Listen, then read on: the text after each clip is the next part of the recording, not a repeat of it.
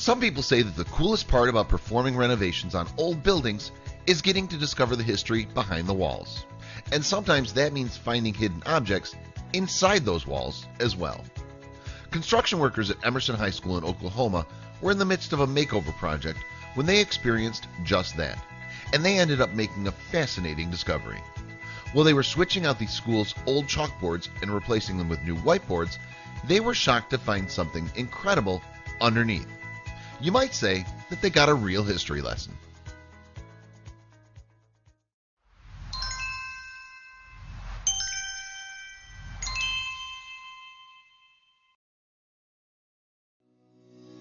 When construction workers at Emerson High School in Oklahoma began performing a massive renovation to the building, they were shocked by an incredible discovery.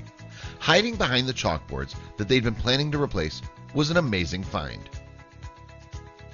Underneath those chalkboards, the workers found another set of chalkboards that dated all the way back to 1917.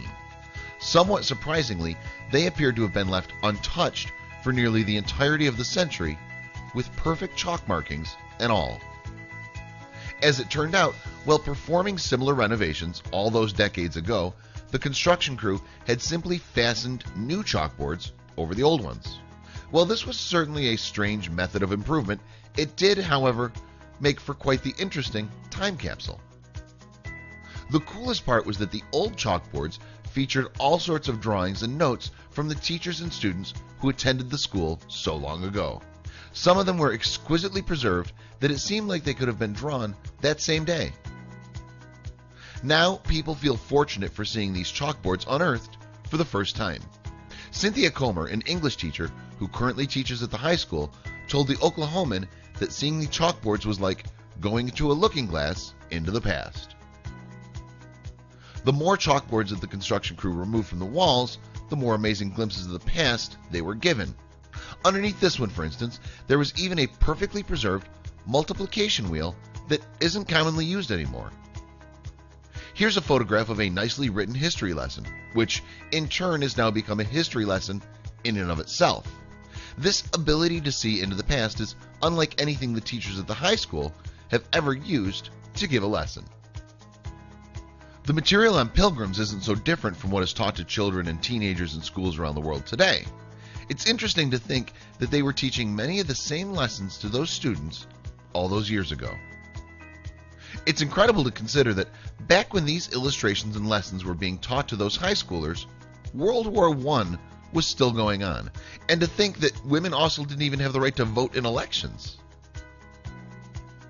The children were also taught cursive skills that most kids in schools are not taught today. Nowadays, teachers are recognizing that this form of writing is a dying trend, though 100 years ago, it was thought to be necessary. Take a look at this example. It reads, "I give my head, my heart, and my life to my God and one nation, indivisible, with justice for all." Local historians are fully realizing the importance of the discovery of these chalkboards. The state of Oklahoma now plans to preserve this thrilling discovery for future generations to come. The history teachers must be thrilled. If you think that these chalkboards from 1917 are amazing, you have to see these recently unearthed middle school tests from a few years earlier in 1912. It gives a glimpse into how difficult school was back then. You might even be surprised at how little you remember yourself. You likely have a basic working knowledge of many things you learned while in grade school, though you probably forgot the most of the stuff you never used. This 8th grade test from a school in Kentucky in 1912 shows just how much those kids had to memorize.